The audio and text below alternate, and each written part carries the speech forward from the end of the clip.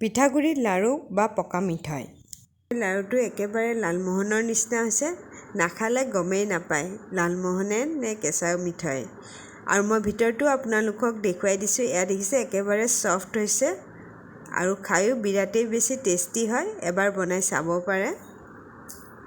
Hello' friends, ৰেচিপিছ and লিভিঙৰ ফালৰ পৰা আপোনালোক সকলোকে ৰঙালী বিহুৰ আন্তৰিক শুভেচ্ছা জনাইছোঁ। আজি পকা মিঠৈৰ ৰেচিপি লৈ আহিছোঁ। পকা মিঠৈ বা কিছুমান ঠাইত এয়া গুড়াৰ লাৰু বুলিও কোৱা হয়। তেনেহ'লে দেৰি নকৰোঁ, আহক ভিডিঅ' ষ্টাৰ্ট কৰোঁ। আৰু মোৰ ভিডিঅ'বোৰ চাই যদি ভাল লাগে তেনেহ'লে লাইক, শ্বেয়াৰ আৰু কমেণ্ট কৰিবলৈ নাপাহৰিব। আৰু এতিয়ালৈ যদি চেনেলত ছাবস্ক্ৰাইব কৰা নাই তেনেহ'লে প্লিজ তলত থকা ৰঙা ৰঙা ছাবস্ক্ৰাইব বাটনটো টিপি দিব। তেনেহ'লে আহক দেৰি নকৰোঁ, ভিডিঅ' ষ্টাৰ্ট কৰোঁ। পকা মিঠৈ বা গুড়াৰ লাৰু বনাবৰ কাৰণে জহা চাউল হ'লে বেছি টেষ্টি হয়। সেইকাৰণে মই জহা চাউলে ব্যৱহাৰ কৰিছোঁ। আৰু জহা চাউল মই ইয়াতে 5 কাপ লৈছোঁ আৰু এইখিনি ভালদৰে ধুই 3-4 ঘণ্টাৰ কাৰণে তিয়াই থৈ দিছোঁ। এইখিনি আমাৰ 3-4 ঘণ্টা তিওৱা হৈ গৈছে। আৰু এতিয়া এইখিনি এটা ফুটা থকা কেৰাহীত উলিয়াই লৈছোঁ যাতে ইয়াৰ পানীটো আঁতৰি যায়। আৰু চাউলখিনি আমি একেবাৰে শুকায়ো দিব নালাগে। এনেকুৱা ভিজা ভিজা হৈ থাকোঁতে আমি চাউলখিনি গুড়া কৰি ল'ব লাগিব। তেতিয়াহে পকা মিঠৈটো ভাল হ'ব। এইটো টিপছ আপোনালোকে মনত ৰাখিব। আৰু এতিয়া এইখিনি গুড়া কৰি ল'লোঁ আৰু এখন চালনীত এইখিনি ভালদৰে চালি লৈছোঁ যাতে একেবাৰে পাউডাৰ ফৰ্মত আহে। আৰু এয়া আমাৰ হৈ গ'ল চলা।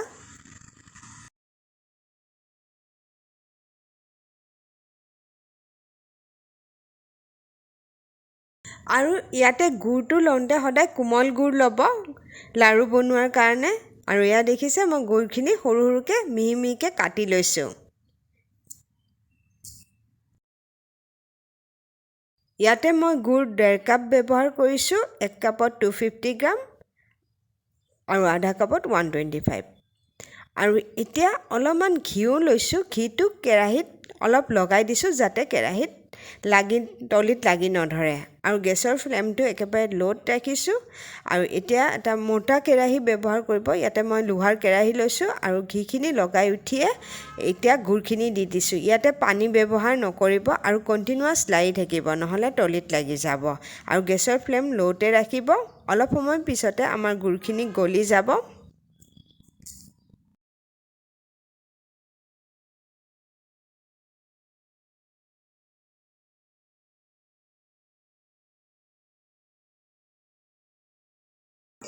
আৰু এয়া দেখিছে গুড়খিনি লাৰি আছোঁ আৰু গুড়খিনি গলি গৈছে, কিন্তু এতিয়াও হোৱা নাই। আৰু অলপ দেৰি আমি কণ্টিনিউৱাছ লাৰি থাকিব লাগিব।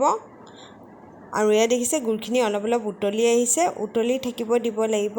যেতিয়ালৈ গুড়খিনি এনেকুৱা ধৰণৰ ফেন নোলায় তেতিয়ালৈকে আমি গুড়খিনি গলাই থাকিব লাগিব। আৰু অলপ সময় পিছতে এনেকুৱা ধৰণৰ যেতিয়া আমাৰ ফেনৰ নিচিনা উঠি আহিব তেতিয়াই গেছৰ ফ্লেমটো অফ কৰি দিব আৰু ষ্ট'ভৰ পৰা নমাই থৈ দিব। আৰু কণ্টিনিউৱাছ লাৰি থাকিব, নহ'লে তলিত লাগি যাব।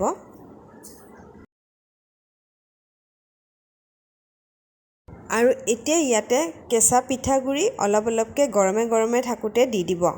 অলপ অলপ দি ভালদৰে মিক্স কৰি থাকিব। যেতিয়ালৈ আমি লাডু কৰা ফৰ্মলৈ নাহে তেতিয়ালৈ আমি ইয়াতে পিঠাগুড়ি দি থাকিব লাগিব।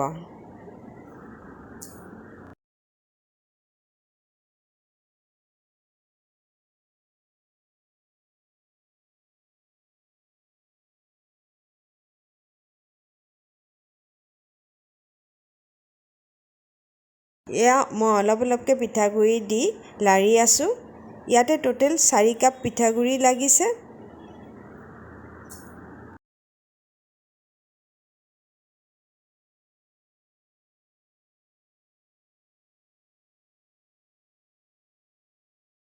এয়া দেখিছে আমাৰ লাড্ডু হ'ব এতিয়া।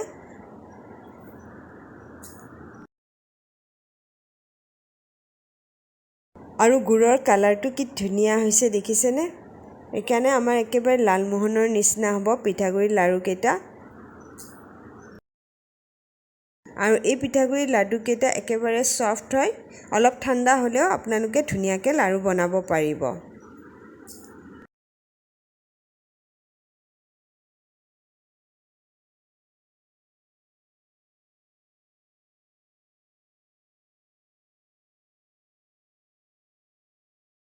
আৰু এয়া দেখিছে আমাৰ লাড়ু হৈ গ'ল।